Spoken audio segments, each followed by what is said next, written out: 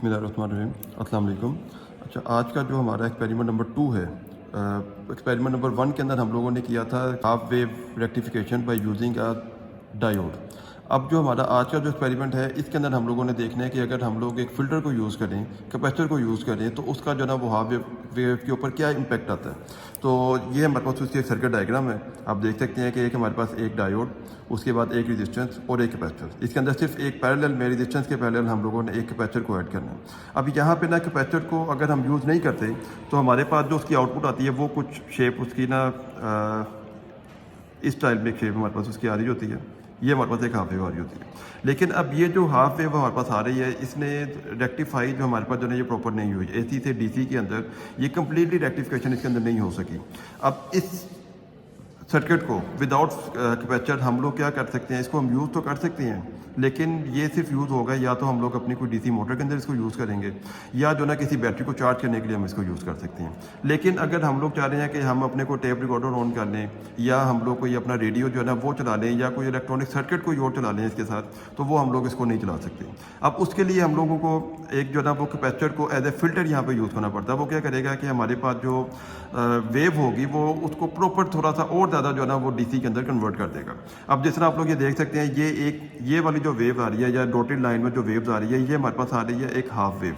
लेकिन जब हम एक कैपेसिटर फिल्टर को ऐड करते हैं तो हमारे पास शेप जो है ना इसकी ये थोड़ी सी चेंज हो जाती है। अब ये वाला जो पार्ट है, ये हमारे पास चार्जिंग ऑफ ए कैपेसिटर को रिप्रेजेंट कर रहा है, और जो ये वाला पार्ट हमारे पास है ये डिस्चार्जिंग को रिप्रेजेंट कर रहा है। अब हम जो भी हम कैपेसिटर यूज़ करेंगे तो अब वो चार्जिंग और डिस्चार्जिंग उसके अंदर चलेगी। जब वो चार्ज होगा कैपेसिटर तो उसकी जो वेव है वो जीरो की तरफ जाने की बजाय वो क्या करेगा, उसको थोड़ा सा ग्राफ को वो शिफ्ट कर देगा। अब शिफ्ट कहाँ पे करेगा, वो टूवर्ड दिस डीसी। अब डीसी के अंदर जो है ना वो आप लोगों को पता है कि हमारे पास जो वेव होगी वो एक स्ट्रेट लाइन की फॉर्म में आती है। अब यहाँ पे जब हम इसको देखेंगे, ये एग्जैक्टली स्ट्रेट लाइन तो नहीं होगी, लेकिन ये very near to the DC जो है ना ये कन्वर्ट हो जाएगा इसमें। अब इसके लिए आप लोग जो है ना वो यहाँ पे अगर देखें तो ये हमारे पास एक सर्किट है जिसको हम लोगों ने लास्ट भी अपने एक्सपेरिमेंट के अंदर यूज़ किया था। ये सेम सर्किट है, ये 12 वोल्ट हमारे पास इनपुट है, और उसके बाद एक डायोड, एक रेजिस्टेंस, और हमारे पास एक जो आप यहाँ से देखें अगर तो एक हमारे पास जो है ना ये एक हाफ वेव बन रही है। अब इसके अंदर जो हमारे पास जो वोल्टेज है वो आप देख सकते हैं, चैनल के ऊपर वोल्टेज 10 वोल्ट है, और नंबर ऑफ बॉक्सेज जो है ना वो हमारे पास 2 आ रहे हैं। तो अब जब हम इसकी जो पीक वैल्यू को या मैक्सिमम वोल्टेज को कैलकुलेट करेंगे तो वो कितनी होगी, 2 × 10, तो 20 जो है ना वोल्ट हमारे पास एक मैक्सिमम इसकी वोल्टेज आएगी। अब हम लोगों ने क्या करना है, हम लोगों ने एक कैपेसिटर जो है ना वो सिंपल इसके अंदर एक ऐड करना है इसके पैरेलल। अब जब हम इसके पैरेलल एक कैपेसिटर लगाया जाए तो आप ये देख सकते हैं कि हमारे पास जो ये ग्राफ है ना ये पूरा का पूरा क्या हो गया, शिफ्ट हो गया। अब ये जो शिफ्ट हमारे पास शिफ्टिंग जो बनी है इसकी, अब यहाँ से अगर हम थोड़ा सा गौर करें, ये पॉइंट हमारे पास 1 आ गया। 1 के बाद जो है ना वो हमारे पास जब हम इसको थोड़ा सा और काउंट करते हैं 1 2 3 4 तक पॉइंट तक जाता है ये, और आखिर जो 5th पॉइंट है हमारे पास वो किस पे आ रहा है, वो वेव पे आ रहा है।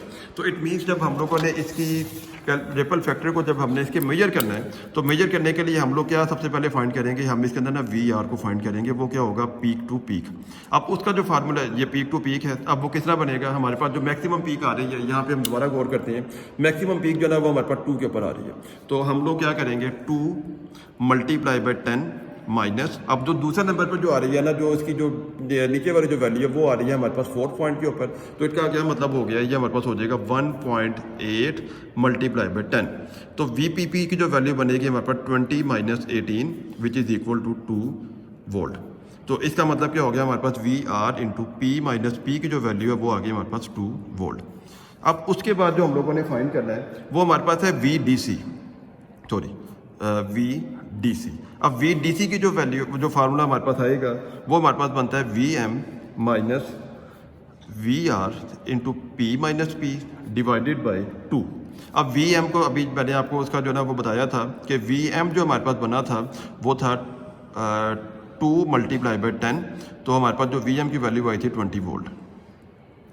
अब हम लोगों ने क्या करना है, यहाँ पे 20 इसकी वैल्यू पुट कर दी, माइनस यहाँ पे जो VR की वैल्यू आई है वो 2 आ गई, 2 / 2, तो इट मीन्स हमारे पास जो इसकी वैल्यू बनी वो 19 वोल्ट हो गई। ये हमारे पास आ गई VDC की वैल्यू। अब हम लोगों ने इसका रिपल फैक्टर कैलकुलेट करना है। अब रिपल जो फैक्टर है जिसको हम लोग गैमा से रिप्रेजेंट करते हैं, वो उसका फार्मूला हमारे पास है VAC/VDC। अब हम लोगों का यहाँ पे जो VAC है वो किसके इक्वल होता है, उसका जो हमारे पास फार्मूला है वो है हमारे पास VR × P - P divided by 2 √3। अब यहाँ पर जो VR की हमारे पास जो वैल्यू अभी आई है वो कितनी है, वो 2 है।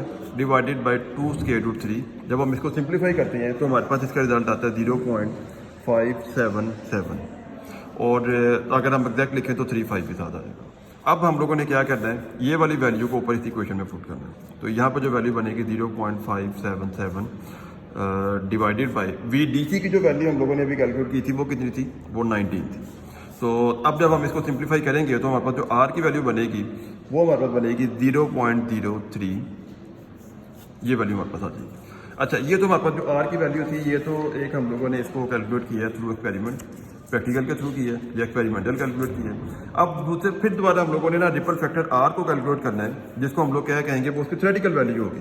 अब जो उसकी वैल्यू बनेगी ना वो उसका फार्मूला हमारे पास होता है 1/2 स्क्वायर रूट 3 मल्टीप्लाई बाई इस frequency multiply by its capacitance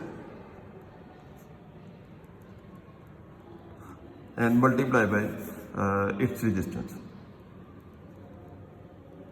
हम लोगों ने अपने एक्सपेरिमेंट के अंदर जो कैपेसिटेंस यूज़ की है वो है 100 माइक्रोफैराड और रेजिस्टेंस है 1 किलो ओम की। तो जब हम इसको सिंप्लीफाई करते हैं 1/2 स्क्वायर रूट 3 और फ्रीक्वेंसी जो है ना वो हाफ वेव के केस के अंदर हमारे पास 50 होती है।